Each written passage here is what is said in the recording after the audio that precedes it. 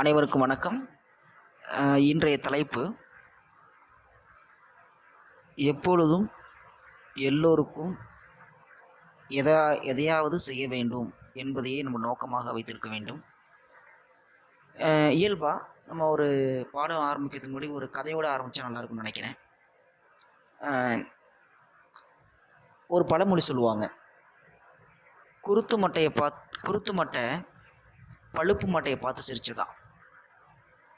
அதுக்கு பழுப்பு மட்டை சொன்னிச்சான், இன்றைக்கி நான் விழ போகிறேன், நாளைக்கு நீ விழுவ அப்படின்னு சொன்னிச்சான்.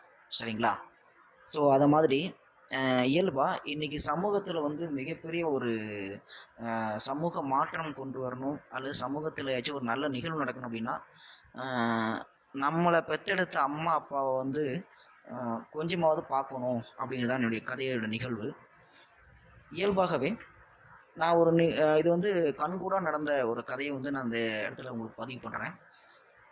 ஒருத்தன் அவன் என்ன பண்ணுறான்னா, பைக்கில் ஒரு வயதான அம்மாவையும், அதாவது வயதான அம்மா அப்பான்னு சொல்ல முடியாது, அந்த கதை பார்த்ததுக்கு அப்புறம் தான் அது யாருன்னு தெரியும் நமக்கு, அப்படி வருது. அதில் ஒரு வயதான ஒரு பெரியவரையும் ஒரு அம்மாவையும் அழைச்சிட்டு அந்த பெரிய சாலையில் வண்டி போயிட்டுருக்கு.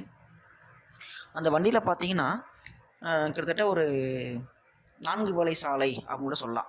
மரங்கள் எதுவுமே இல்லை, ஓரமாக ஒதுங்குறதுக்கோ அல்லது நின்று கொஞ்சம் களைப்பாடுறதுக்கோ எந்த மரமும் இல்லை, ஒரே வெயில். அந்த 4 வழி சாலையில் வேகமாக ஒரு பைக் போகுது. அந்த பைக்கில் பின்பக்கம் ஒரு வயதான அம்மாவும் வயதான ஒரு பெரியவரும் உட்காந்துருக்காங்க. இப்படி நீண்ட தூரம் போனதுக்கப்புறம் திடீர்னு அந்த பைக்கு நிற்கிது.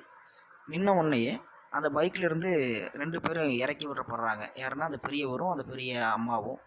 பெரியவர் தடுமாறி ஒரு பையை எடுத்துக்கிட்டு கீழே இறங்குறாரு. அந்த அம்மா நெஞ்சோட ஒரு மஞ்சப்பை அணைச்சிக்கிட்டு, பழைய மஞ்சப்பை, அந்த மஞ்சப்பை அணைச்சிக்கிட்டு அவங்களும் இறங்குறாங்க. அவங்களால இறங்கி கூட நிற்க முடியல.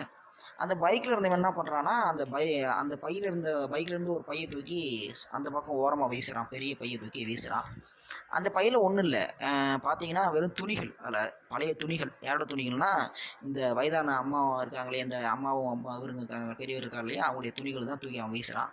வீசிட்டு ஒரு கனவோட திரும்பி பார்க்காம அவன் பாட்டில் பைக் எடுத்துகிட்டு கிளம்பிடுறான். அந்த வயதான அந்த பெரியவங்களும் அம்மாவும் அந்த பெரியவர் என்ன பண்ணுறாங்கன்னா, அந்த போன வழியே பார்த்துட்ருக்காங்க. நீண்ட தூரம் போயிட்டாம திரும்பி கூட பார்க்கல.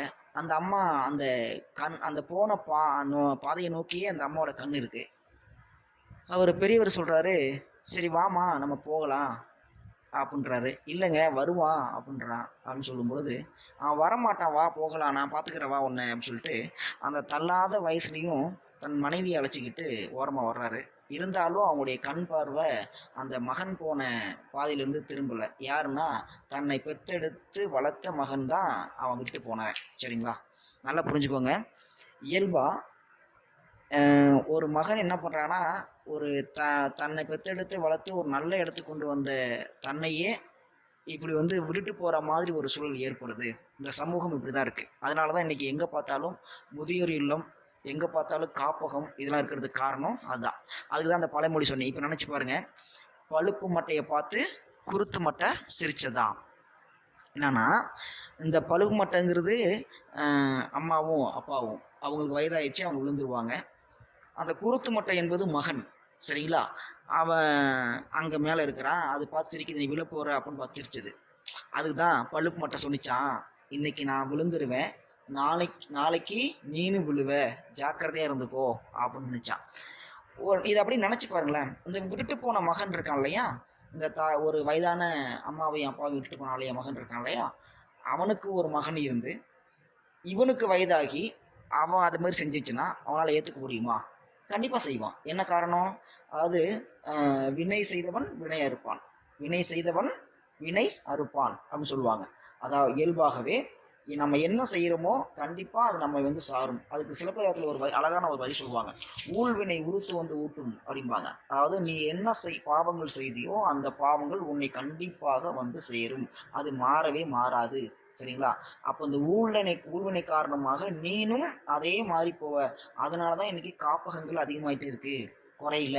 சரிங்களா? எங்கே பார்த்தாலும் காப்பகங்கள், முதியோர் காப்பகமும் இருக்குது. சரிங்களா? வயதானவங்களை கொண்டு போய் பார்க்க முடியாமல் கொண்டு போய் எங்கே விட்டுறாங்க? அங்கே விட்டுடுறாங்க. அப்போ என்ன ஆகுதுன்னா, இந்த சமூகத்தில் இது மாறணும். இந்த சமூக மாற்றம் மிகப்பெரிய ஒரு மாற்றத்தை உருவாக்கணும். தன்னை பெத்தெடுத்த தாய் தந்தையை தானே பார்த்துக்கணுங்கிற அந்த பொறுப்பு தன் மகளுக்கும் மகனுக்கும் வரணும். வந்தால் இந்த சமூகம் மாற்றமடையும். அதனால திரும்பவும் சொல்கிறேன், எப்போதுமே இந்த சமூகத்தில் மிகப்பெரிய ஒரு வலி இருக்கும். அந்த வலியை போக்குறது நம்மளாக தான் இருக்க முடியும். அதனால தான் மாணவர்கள் உங்களுக்காக நான் சொல்கிறேன் என்னென்னா, இதை நீங்கள் புரிஞ்சிக்க முடியும், உங்களால் செய்ய முடியும். வருங்காலத்தில் இப்படி ஒரு நிகழ்வு நடக்கவே கூடாதுங்கிறதுக்கு இது ஒரு எடுத்துக்காட்டாக அமையும். நன்றி.